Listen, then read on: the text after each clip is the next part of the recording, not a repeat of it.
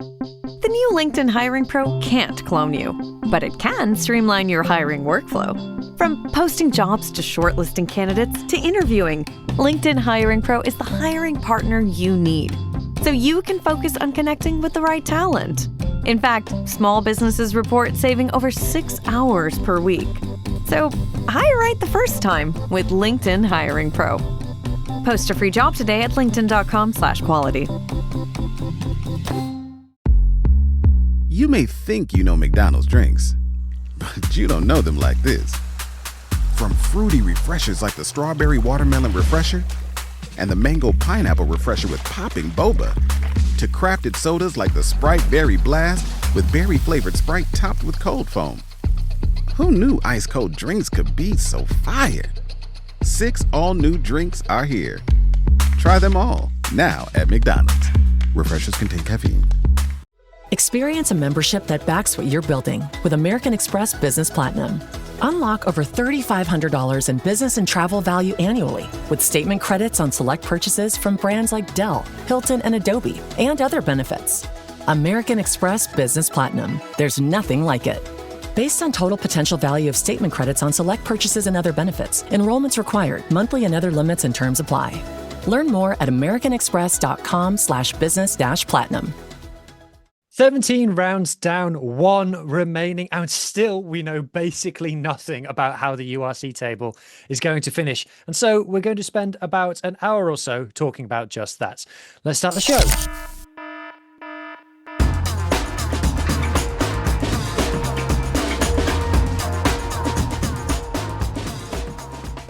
Hello everybody, welcome back to the URC Rewind. I am joined this week by a slightly truncated panel of South African Muhammed and Scottish Ethan. Good evening, gents.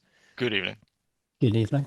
For my sins, I am Welsh Hugh. We would have Irish Adam with us. Unfortunately, he's had to pull out last minute. Shout out, Adam. We'll see you next week, mates, which is a shame. So if you need to get your Irish fix of Irish opinions this week, you need to tune into the Interpro show later on the week, where they will be talking about not just Ulster, Adam's team, but they'll be talking about all of the provinces, and there's a voice from every single province on there, and they'll be talking about Ireland women as well. But enough of plugging that, gents. Round 17 of the URC has happened, and games were played. And ironically, because he's not here, easily the game of the week was the one featuring Adam's team, Ulster, and former league leaders, the Stormers, in a 38-all draw. They don't happen every day. So normally, Mohammed, the winner speaks first, but because there was no winner, we wouldn't know who would speak first, except for the fact that Adam's not here, so it's going to have to be you. So what did you think of this one? Yeah, it would have been great for Adam to start first because his team did draw, and it is his team, and I'm just a indirect Stormer supporter. I guess that's the first question. The first question is, who was this result more of a win for? It's weird. I think the Stormers, look at draws, fair enough, but I would have thought, having watched this game very attentively, it was a fantastic game, by the way, on a Friday night. I would have shaded Ulster as the slightly better team. I mean, Jano Trokisa is deserved man of the match. Ulster's bench made a massive impact. I think Stormers sort of blew hot and cold at points and stuff like that. There was the sort of issue of Stormers getting a decent result but then some of their points coming through from just having extremely talented individuals. There were moments where Sas Feinberg and Gomezulu sort of shone above everybody else on the field, but you can't rely on that long term. I think Imad Khan, there was a lot of the focus was on him with Kobus Reinach being injured, and he played reasonably well. I mean, he's had his good moments and lesser moments through the season. Didn't necessarily play a lot of URC, but did play under 23 and EPCR tournaments. You got caps there, yeah. And overall, there was some gambling on the bench with the Stormers, not putting a out and out hooker on the Friday night, but an animal episode. Yes, we do go two nights a week now these days.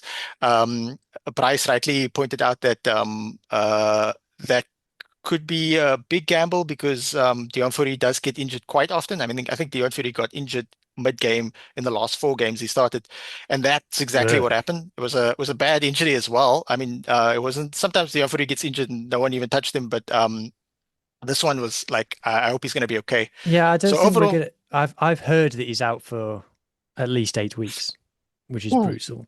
yeah, that Um, but doesn't help the Stormers because they're also losing, Rowan Ackerman's also not available. yeah, I will say as well though that obviously there's no debate to be had on this podcast about the sanction or the refereeing decision. Nobody disagrees with the red card that was shown. As it relates to the Dion Fourie incident, yeah, I'm fine with that. And then obviously there was somewhat controversial. I mean, these things I can understand people can see things from different perspectives, even on our group chat as it relates to the last decision by the ref as well.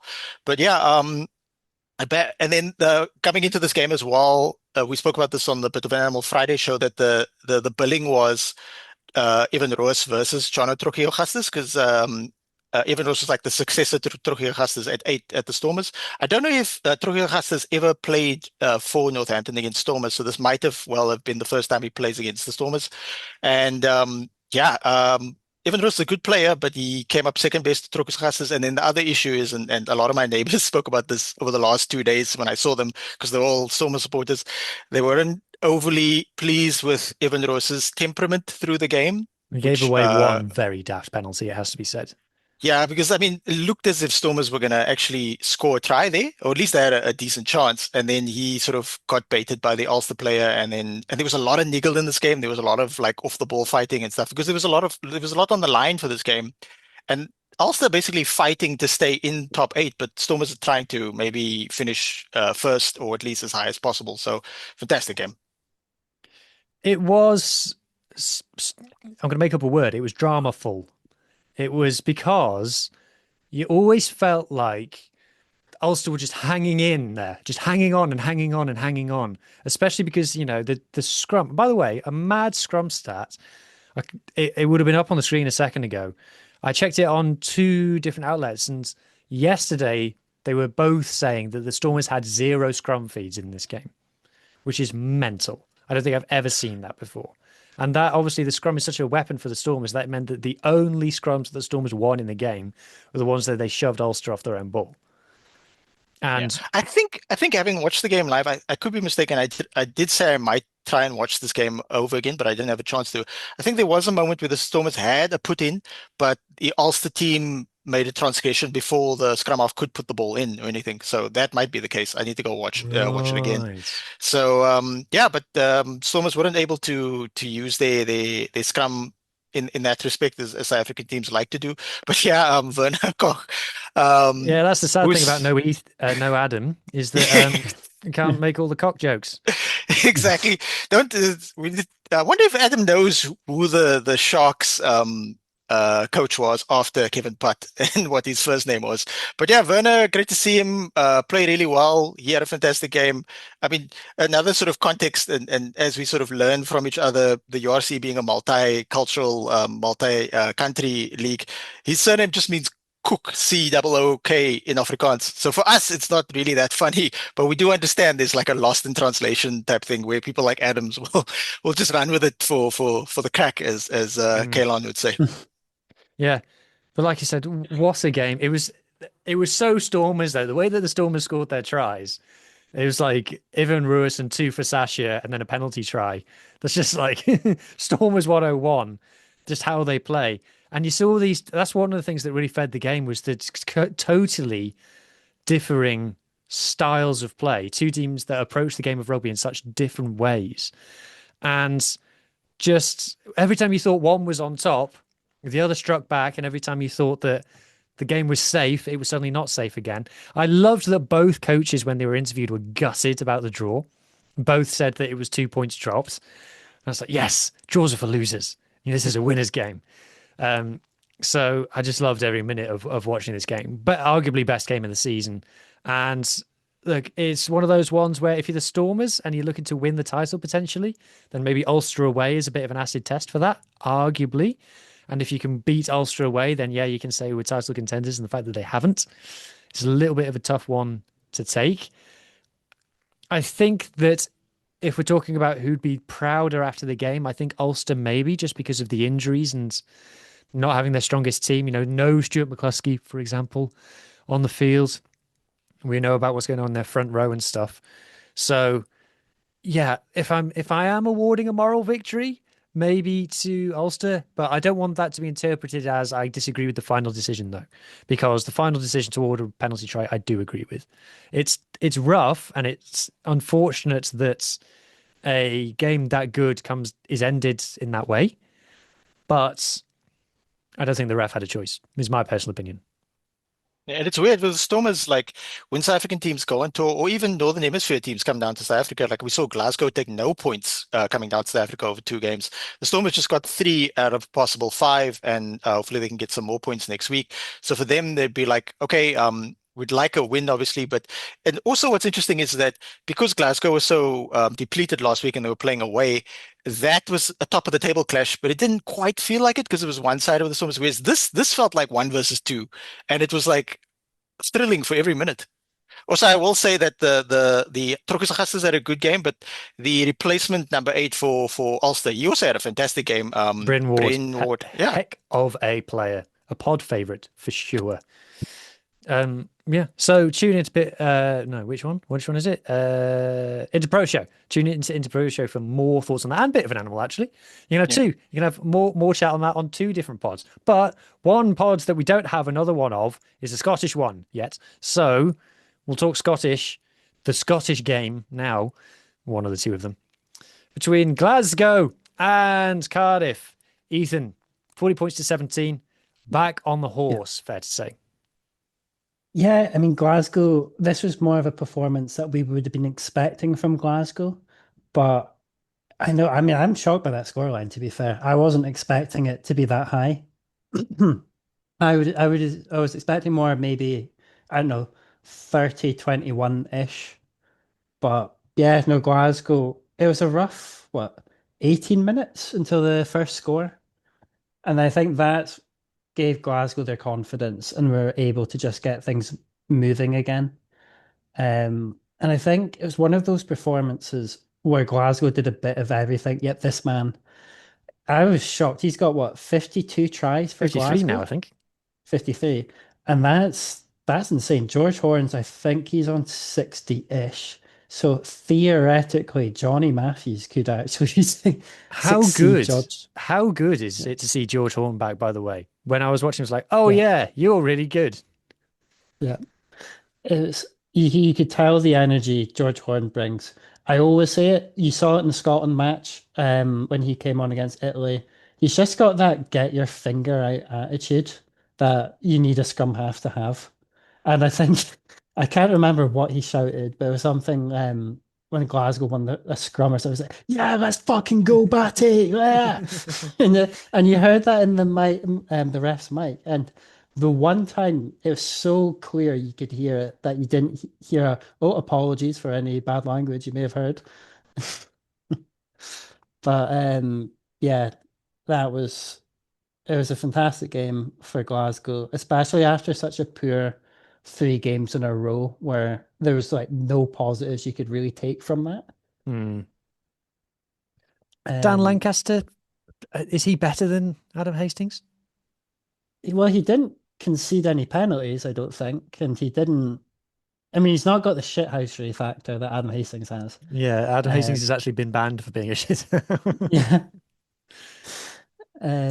But I feel Lancaster will grow into it because it's kind of like Hastings obviously played for us before, but when he came back last season, I felt it wasn't really clicking. And then, Hastings clicked this season.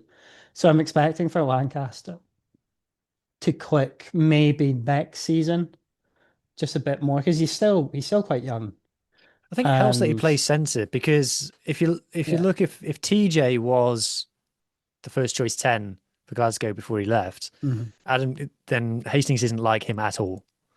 No. Where Lancaster is a bit more like him, not exactly like him, but closer. Yeah, because I remember, gosh, it's one of those nice topics that I remember talking about at the start of the season with all the signings. That trying to look into it, being like, yeah, I think Franco's got a type that he wants a TJ type 10. That you look at Lancaster, Savala's not played yet, but Savala's got like a background in NRL, alongside being that fly half center combo that Franco loves. And weirdly, Ollie Smith seems seems to fit in that as well. But I wasn't expecting him to be on 10 cover because someone commented saying like, surely they're not going to do Yeah, that, they right? said it on comms as well. I was like, what? I was like, in the back of the head, I thought, I swear he's a winger, but then I just thought I must be wrong. Yeah, because Ollie Smith, he likes playing 13. He always played fullback for Scotland. And then this season for Glasgow, he's just been everywhere. So I don't know if this is a smart play by Franco, just not only using what we've got, but also the fact, money's tight and we may not get the most incredible signings next season. Hmm. But whether they're trying to mold him into that utility back who can do everything. Maybe. From a Cardiff point of view, because I was flicking between this and the Ulster game, which was on at the same time. I felt that they started okay and they had a few chances. I did think that Sheedy played very well, and I've criticised Callum Sheedy, and I thought he played well in this game. I thought he's maybe Cardiff's best player in this game. There was one moment in particular where he got some very bad service and he nearly got a try-out assist out of it. Just improvised a kick. It was very good. But on the subject of kicking, I do feel like Cardiff kick too early. And I messaged Dr. Harley about this. Shout out Harley. Hope you're having a good day, mate. I said you kick too early. Like I'd like to see them run it a bit or give it chance their arm a little bit more. Have a couple of phases before kicking it. Whereas it felt every time they got a transition opportunity, they just hoofed it. And that's a bit odd. That's not what you think of when you think Cardiff. It was certainly like last season. That's not the stereotype about how they played. So that was a little bit weird. I mean, Josh Adams at 13. I mean, Josh Adams on the wing is a world-class winger. And he's one of those players, when he plays on the wing, that you can watch a game the first time through and not really notice him. And then you watch it again the next day and like, there he is again. There he is again. He's done that again. Whereas Josh Adams at outside centre is a walking, talking human panic button. And it's a crisis. If Josh Adams is starting at 13, it's a crisis. And he did score a try and he went off injured, sadly. But 13 is not his position. I think it's fair to say it is very much an emergency only type thing.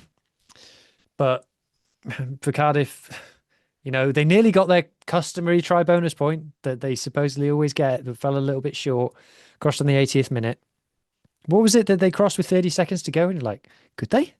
But then they didn't. Yeah. So I think Cardiff, they're clinging on. They now need to get something at home to the Stormers, which is a tough ask. I think Stormers are going to have some facets to their game that Cardiff aren't going to be able to cope with, particularly in the scrum, assuming that Stormers get some put-ins. But we'll see. We'll see. It might be that Cardiff only need to get a point out of it to secure top 8.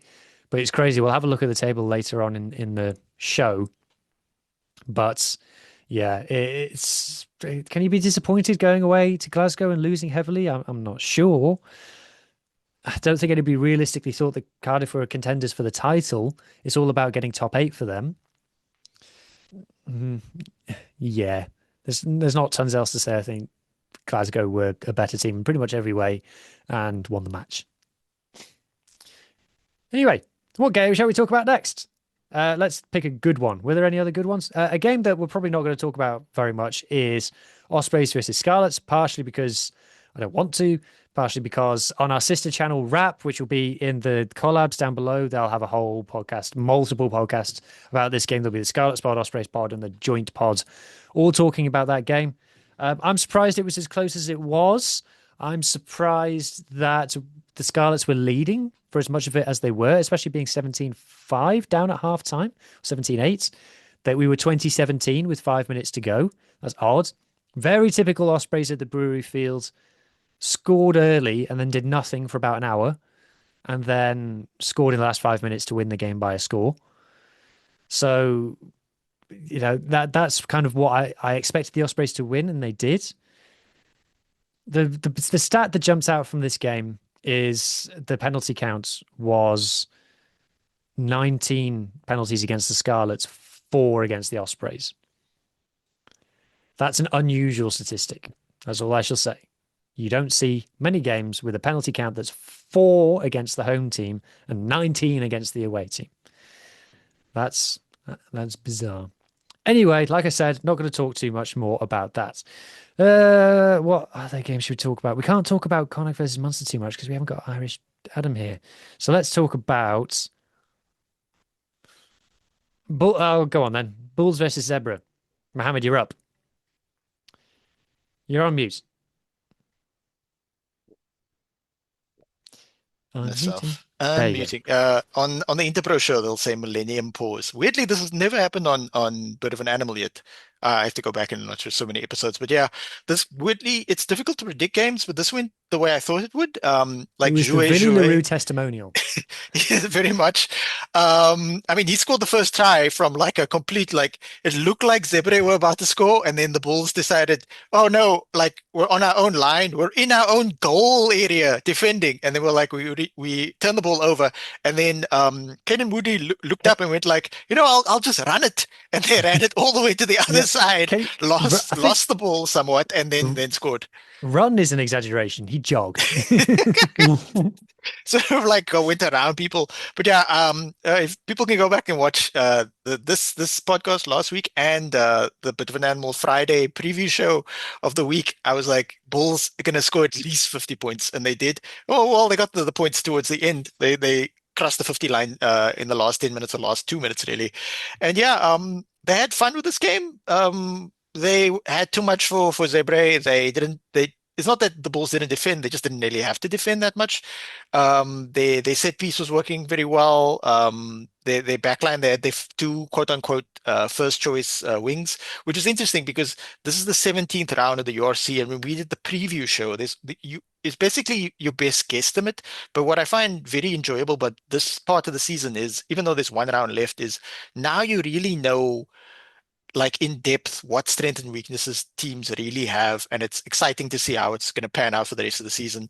Because early on, it's it's more theory, but yeah, Bulls ran it crazy, and like it was fantastic conditions in Pretoria. We're having somewhat stormy weather here because Connacht left their weather here a few weeks ago. Yeah. But Kurt Lee looks good at 15, albeit yeah, against Zebra.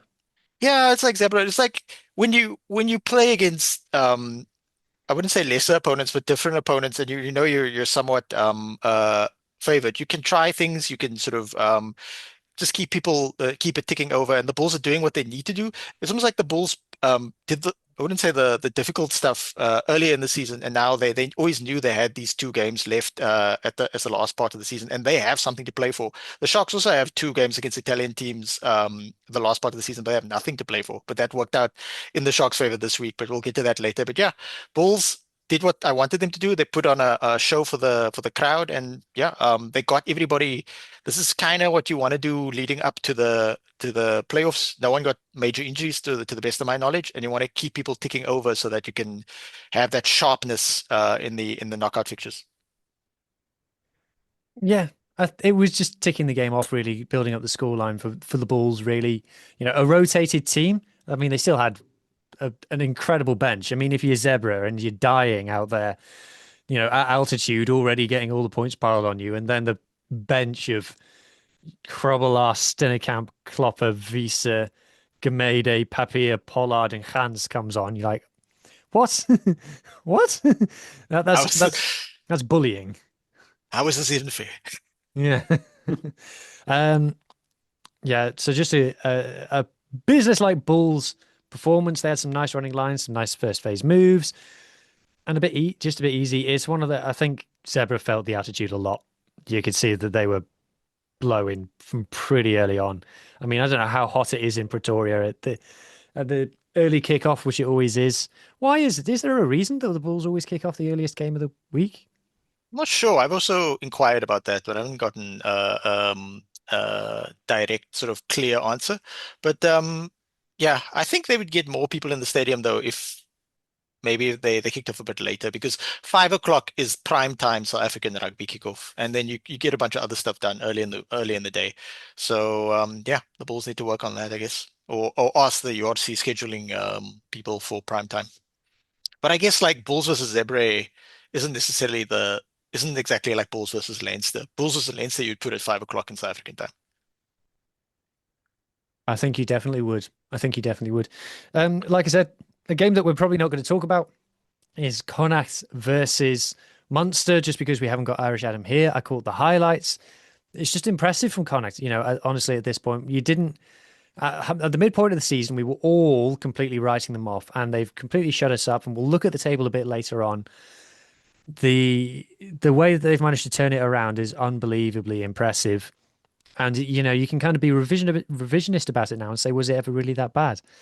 And yeah, to put Munster away, I mean, they'll talk about it on the Interpro show. Munster are a troubled rugby club at the moment, but they like held them to nil into like the 65th minute or something like that. It's crazy. So I'd always thought that Connacht might win it, but to win it that comfortably was a big surprise for me. I don't know if anybody else has got a thought on that scoreline. I think it does show that Munster has, would you say, flourished at the right time of the season? That, as you just said, like we were all had our doubts that we were just writing it off as, oh, it's Lancaster's first season in charge.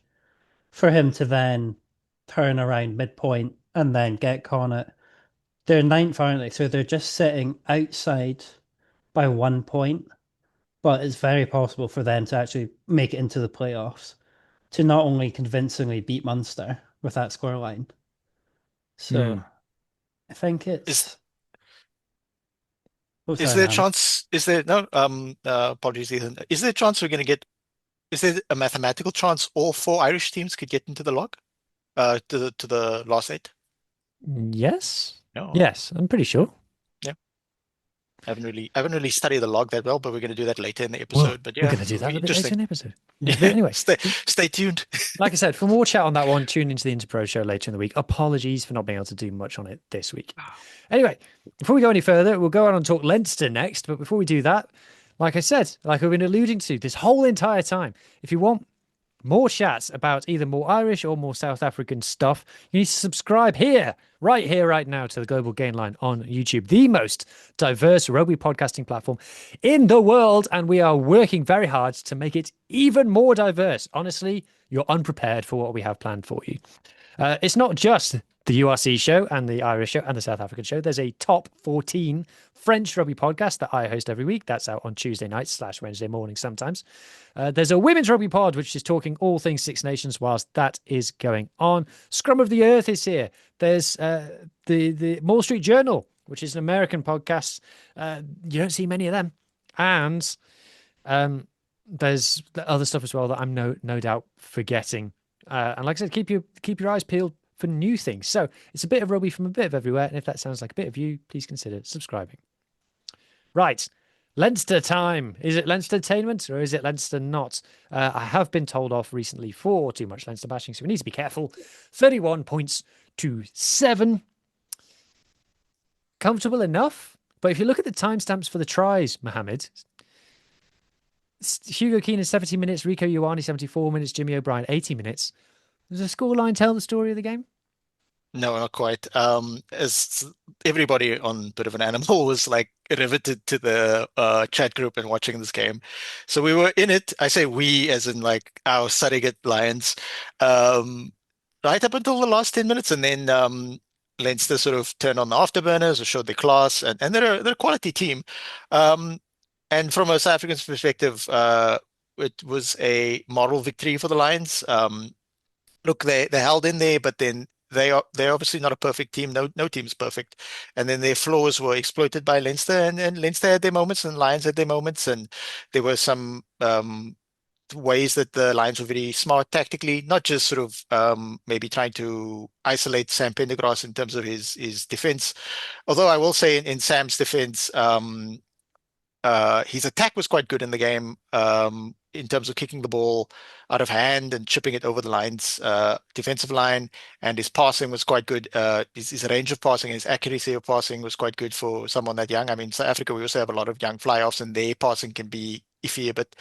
But yeah, Leinster like structured and hung in there, and then like showed the class towards the end. I thought Frowley played quite well, better when he actually moved to fly off, more sort of maybe a bit more composed. I mean, I know Sam like got really banged up and stuff, and obviously the part where Sam kicked the mark, and then the Lions player brushed past him, and the wind pushed him over, and everybody thought he got hit. And when they saw the replay, and then the referee had to come up to him and say like, "Stop, like play acting." I think in football you'd get a yellow card for simulation, Sam. But back to the Lions, yeah. Look, it is disappointing though. I mean, like it's a moral victory, but the fact that they got no points is a problem. They could fall right out to eighth place or even lower. Maybe, I don't know. They're definitely probably not going to get like a home quarterfinal, which was also a I slim didn't chance. like But the try that they got disallowed. There were mm, so many replays, and it was clearly so close. I was like, if you need to watch in super duper frame by frame slow mo from 4 different angles 20 times, just play on, lads. Because it was a great try as well. It's like, is that what we're spending our Saturday afternoons doing? Really? yeah, and it's tough for Marsha. I think, is there a URC Rookie of the Season award? If there is, he's definitely going to win it. Like I think he's the South African choice. He's like It was a heck of a finish. An yeah, yeah. unbelievable try. I mean, like the speed and physicality of this guy, but yeah, he's probably maybe in the box sort of framework in years to come. He's a baby bock, but yeah, Lions are gonna have to pick themselves up. They got a tough game against Munster next week. I know Munster just lost to Connacht, but I believe that was in Connacht. So like they just need. I don't know if they need 2 points or 1 point, but like hopefully they go for the victory and get it. But yeah, Leinster look like it's weird. It's almost like uh, um, because Leinster is still they're going to play the Champions Cup final. It might have been better if these fixtures were swapped around for the Lions. If they had played Munster first and then Leinster second, Leinster might have rotated a little more with the Champions Cup final sort of in the back of their mind of um, focus on this game, but also they can't really focus on this game because they're afraid they're going to get hurt. So look, you have to play the schedule you get, and you have to play the team in front of you. So yeah, congrats to Leinster. We're just watching this Lions try here. Who's this guy? Who's this guy? The number 5? Oh, which one's he again? Not Nachel, not Nachel. Oh yeah, they were butchering Yeah. his surname the other day. They were He calling him helped. something He's else. he's going to claim he got a try assist for that. Yeah, Like, oh, you and wouldn't have then, got there if it weren't for me, mate. I think you were holding him back, if anything. and unfortunately, Rowan Venter got injured, hurting his knee earlier in the game. Apparently, it was an injury like no one was around him and stuff, which is a bummer because he's a very good blindside flank / lock for the Lions and the Springboks. He's sort of like on the fringes of the Springbok setup. He's a very highly rated player. Good for him. What's this we're about to watch? Oh, that's a heck of an intercept. I've clicked on a replay without knowing what it was, and Yeah. now I'm glad. And now The we're watching a Lions, clearance kick. outside center, he had a fantastic game as well. He really like tried to take the game to them, and the Lions did have opportunities. But I guess we also have to take the opportunity to acknowledge, although some might say the Leinster defense, when I say some, I mean Arsenal supporter Sibusiso from a bit of an animal said the Leinster defense was constantly offside. There's sort of an interpretation there, but they did have an incredibly effective Jacques Nienaber defense. And obviously people watching this said, oh, obviously Mohammed's going to say that because it's Jacques Nienaber, but like it is also objectively a good defensive showing from Leinster. Listen to me, people. South Africans are able to claim Toulon victories because Dave Ribbons used to play for England, right? This is the levels that we're talking. Okay, everything is somehow South Africa. Is it just a lesson of rugby? Troki Sagastis is on the Interpro show. He's not even Irish. Yeah, it was Werner Cockey's on it this week. It's on this podcast thumbnail this week. Right. What game next? Oh, I've lost the tabs. I've lost everything. I've lost the plot. I've lost my credibility, and I've lost a lot more besides. So, in lieu of any of that, let's talk about Dragons versus Edinburgh. So, I caught the highlights because I was watching Toulouse versus Toulon instead. That's how dedicated I am to the cause. some nice tries. Rio Dyer had a very nice try disallowed and got a great involvement for another try. It's good to see him playing well. One of my favourite players, Welsh players. What was it? Policeman Ben was funny in the chat because he was moaning the whole game all the way through, and they got Yeah, to full time. We went, good win that. Shout out yeah. Ben. Yeah, you're saying that Duhan did nothing the whole game and then got a double. Based on the highlights that I've watched, that appears to be true. Yeah. I mean, yeah, to the listeners, I spent about 40 minutes trying to walk through the whole of central Glasgow trying to find a pub showing it. But Motherwell versus Hearts was on, which He is did. fair enough. He put in the group chat like everybody's showing the football, no one's showing the rugby, and we were like, yeah, Yeah, but it's a big deal with this Hearts thing, Ethan. You have to yeah, understand. And he was like, at least one of them should be showing the rugby. One of them should have yeah. volunteered. If it was one screen, I would have happily sat in the corner while everyone was cheering Hearts. I would happily have taken that. So I couldn't watch the other Edinburgh team I wanted to watch play, but at least, Edinburgh got something from it. It's a shame for the Dragons though, that it was quite a tight scoreline throughout the whole game. For Yes, From what I could see on my phone updating. But were the Dragons, do they have a hangover from, I don't know, Challenge Cup semi-final? Is that maybe, possible? maybe this was their last home game of the season, so I don't know. I don't know what. What's Edinburgh's excuse?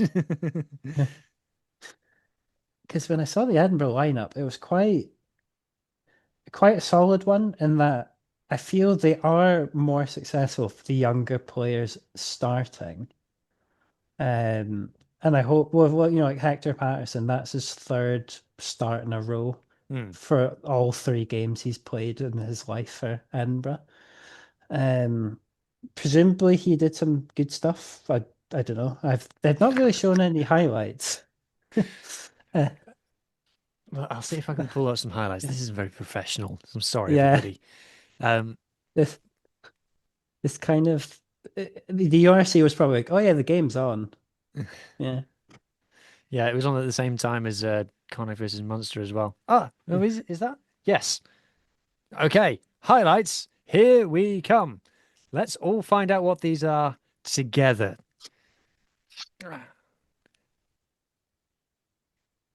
This is a Ewan Ashman try. Yep. I feel like he did score one. I don't know if he scored two. Man of the match again, which for as much as we do slag off his line out throws, his his ability on the pitch is incredible. Mm. Ooh, I But know it's this one. This is a Rio Dyer highlight. Lovely little chip through. He's absolutely done it for pace on the outside. See you later. Evades one tackle, and there's a lovely bit of interplay coming up here. Sort of. Rodri Williams gets it back to Harrison Keddy. Underrated player. Very unlucky not to get a Wales cap. Harrison Keddy. I like him a lot. I always think that he's been tidy. And here's some more of that. Yeah, it's good. I'm always happy when Rio Dyer plays well because I just like him. And I think that some people are mean to him. And then is this going to be a Doohan try? It is. Yeah, that's so Doohan. The way that he always walks just an inch closer to the touchline than you actually think that he needs to. yeah. Just the kind of thing. I swear if you go back and watch half of Doohan's tries frame by frame, he's in touch. I know, and it's one of those ones as well that for how poor Ross Thompson's conversions are, he doesn't need to make his life any harder. Hmm. Yeah. What's going on Not with his not that hair? they need the points at the moment, but you'd have thought, come on, we gotta give Ross a bit of a confidence boost, trying to get in the middle, right in front of the post. But Hmm. Absolutely. All right, come on, Mohammed, save the show with some actual in-depth analysis on Sharks versus Benetton's 46 points to 7. Fantastic game. I was disappointed we couldn't nil Benetton. I was confused as to what this game might be because I was struggling to interpret the Benetton match 23. She's I so thought maybe sharks. I'm just they'd looking at be. like the score sheet. Edwil van der Merwe, Lorenzo Julius, Sia Colisi, Mm, Edwil van der Merwe, Andreas de Hazen, Lorenzo Julius, got a hat trick. mm. And Bester. You're like, oh, Sharks have got a good squad.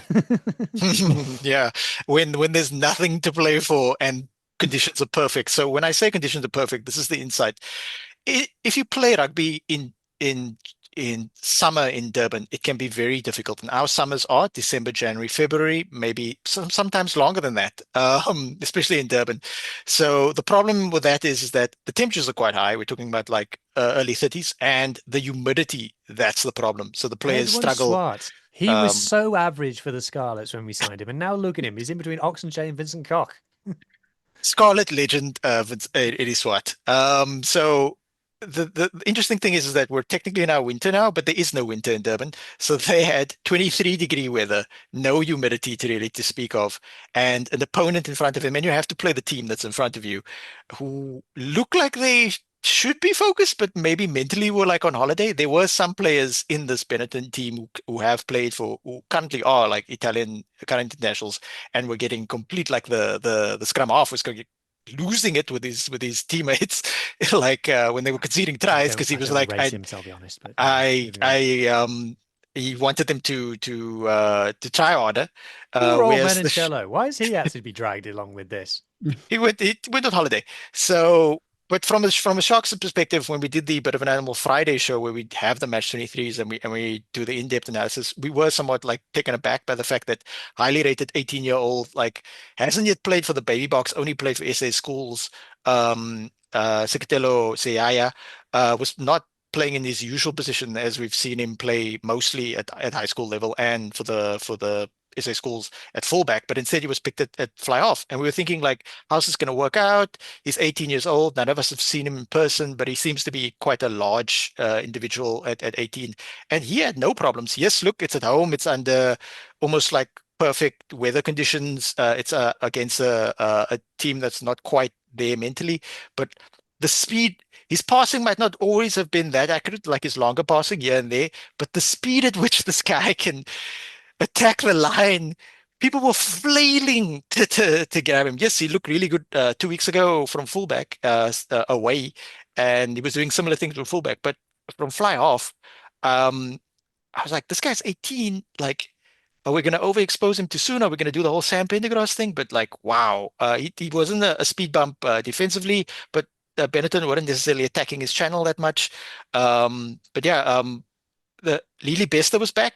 He's been out injured for like 2 years, and he looked fantastic. He can play outside center and wing. So guys like Julius, Lily Bester, Jaco Williams, Siaya, they were having a field day in this game. And yes, it's a large stadium. I think it's like a 40,000 seated stadium, but only 11,000 people showed up.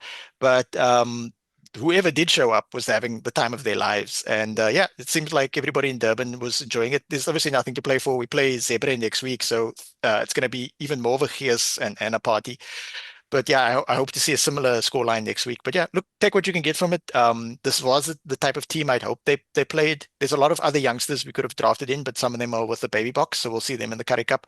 But this was like a good balance of a team that played well. And then Vincent Chituka got injured in the warm-up, so that means that we had a reshuffle, and that means that Matt Romeo actually played for the bench, and he's also a very good young player that we're hoping to nurture in terms of open side. Because remember, Siya Kolisi is leaving us to go back home to Cape Town. So that would mean Pepsi Buthelezi and Matt Romeo and maybe a few others will have to take up the open side cudgel. So fantastic, fantastic game from a Sharks perspective. Oh, I'm happy for you. As is normally the case when Benetton are playing, we don't really have much to say about them other than the fact they probably should be better than they are. And we're looking forward to when Wayne Pivac takes over and hopefully turns them into a credible rugby outfit. Anyway, let's have a look at the log table. It is not updated on the URC website. There we go. I had to refresh for some reason, even though I'd only just gone on it. So, the Glasgow Warriors are back top. and the ball is in their hands for holding that position if they don't lose the next game.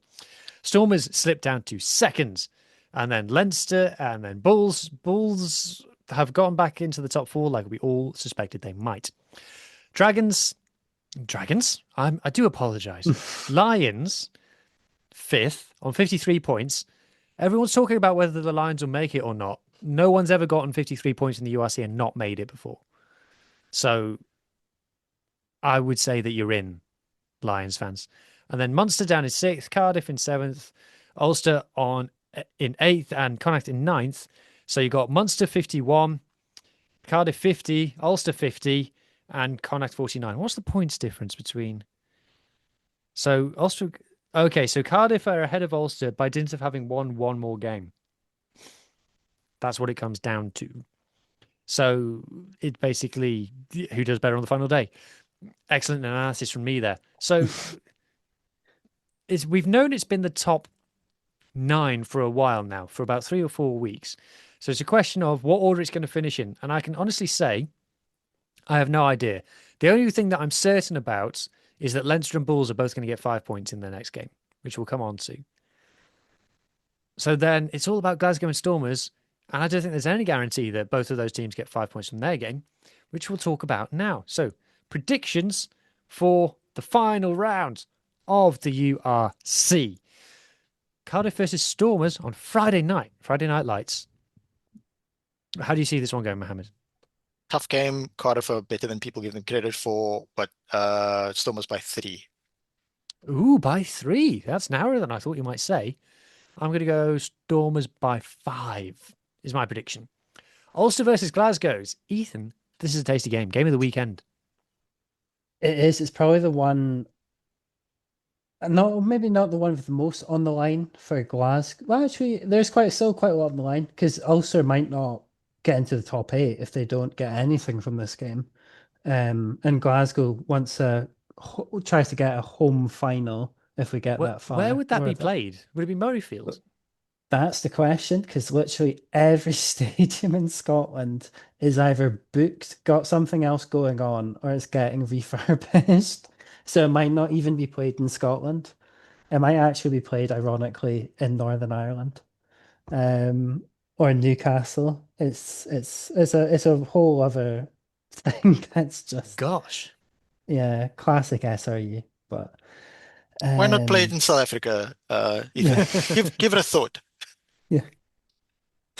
But for this one, Glasgow hasn't beaten Ulster away since like 2013 Wow, or 2012. Yeah, which is kind of surprising. We came close last season, or 2 seasons ago. Maybe it was last season. Good gosh. But I think Glasgow can pull it off given Ulster's front row problems. But not by much, maybe within 6. Okay. For some unexplainable reason, I think if Glasgow win, they win comfortably by like at least 12. Whereas if Ulster win, I think Ulster win again by 12. It's just what I'm visualizing. Maybe I can't justify it. Maybe I'm just going off what I feel. So I'm going, just to be different, I'll go Ulster, just for the sake of being different. Edinburgh versus Connacht. Connacht has got a massive opportunity here. If you talk about, whose final this is, who's more up for this, is Connacht every day. Yeah, my brain says Connacht, but my heart is probably like maybe Connacht, because it is Edinburgh. And that's the problem. It is Edinburgh, and it's Edinburgh at home. So Edinburgh has who knows, they might be playing prime 2015 All Black style for no reason, for one night only, or they're going to concede 80 to Connacht. That's the problem. Edinburgh's got nothing to play for, so they might be kind of chilled on that front, whereas Connacht, knowing we really need to get something from this game. Maybe, hopefully the pressure gets to Connacht. I don't know.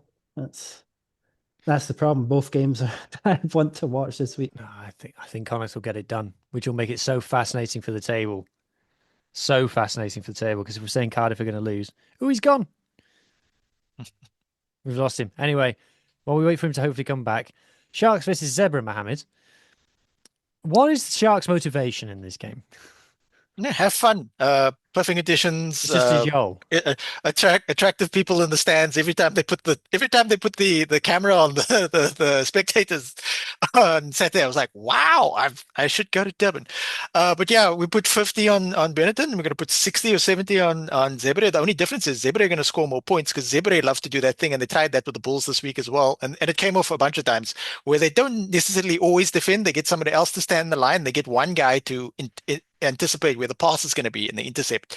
So they are quite good at that. Sometimes it works and sometimes it causes like an overlap and they concede a try, but they're not, as we've long established on this podcast, that Zebre are just a feeder team to Benetton and Benetton are just a feeder team to Toulouse. So that's just how it works. So well, yeah, it's going to be a jaw. Yeah. And then same for Bulls. No, Bulls need to win this and win it well for log reasons. The thing about the Bulls is that, like, Bryce on the Friday show said, like, oh, what if Zebre do something against the Bulls? The Bulls don't make the mistakes that the Sharks do. No matter who the coaching is in the Bulls, there's a better sense of what their structure is. So the Bulls just sort of like have a system of like, even if we play within ourselves, we're just going to beat Zebre. And what I think is going to happen here is that look, anything could probably happen, but I hope anyway that Bulls win. But I'd really like to see Benetton pick themselves up because this past weekend's performance was really poor. So they have to like not just taper out the season because they are professional rugby players and they need to make a better showing of themselves. So, but I believe the Bulls are going to win, and I think that's the most likely outcome anyway, because they're so, like we said, they're the business Bulls. They're so good at like doing what they have to do, and it would be really silly if the Bulls drop points on this. Even if the Bulls won but only got 4 log points, it would be a little off-putting, like when the Stormers lost to Connacht, even though Connacht are a good team. But yeah, Bulls by a significant margin, at least obviously 5 log points. Leinster versus Ospreys. Oh, come on, Leinster. This is the one time a year I'm going to cheer for you. Do me a favour, will you? Leinster by 30. Come on, boys. Please.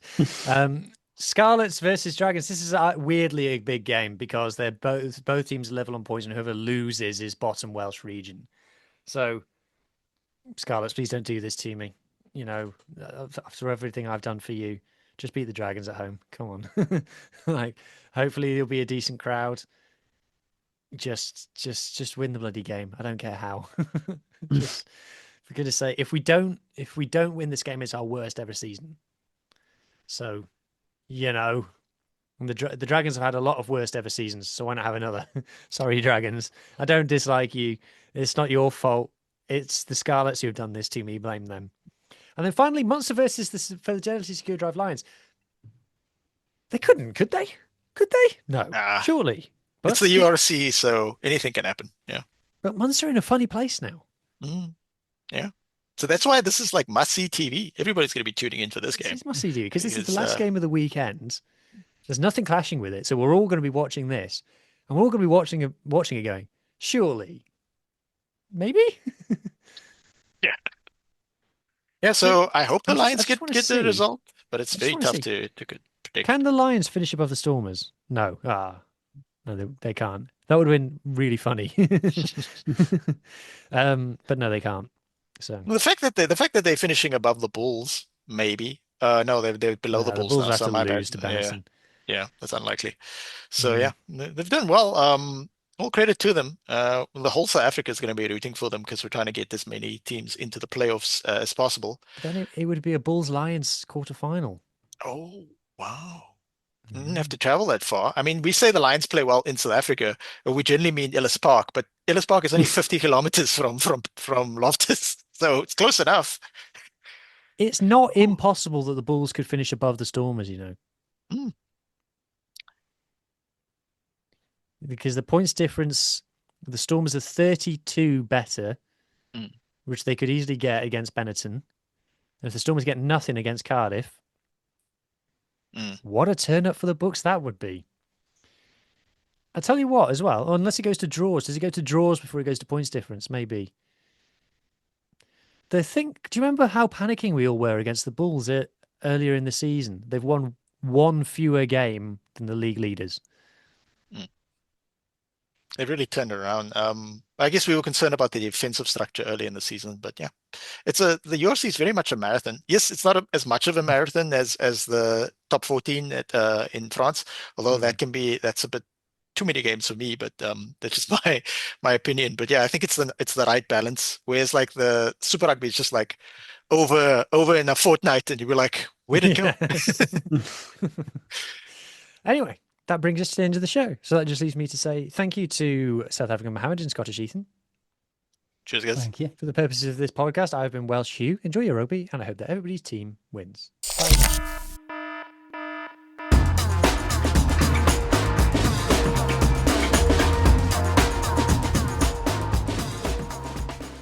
Bar and restaurant owners, fans are already choosing where to watch on Sundays. Make sure it's your place.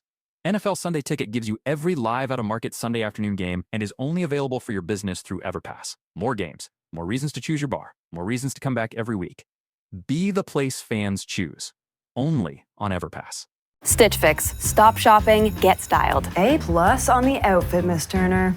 You are about to slay parent-teacher conferences. Oh, these? Just the most perfect fitting jeans my stylist sent me. Oh, hello, you, who didn't set one foot in a mall and still looks amazing. Just share your size, style, and budget, and your stylist sends personalized looks right to your door. Stitch Fix. Get started today at stitchfix.com. To my stylist, this look is dedicated to you. Thank you. Thank you.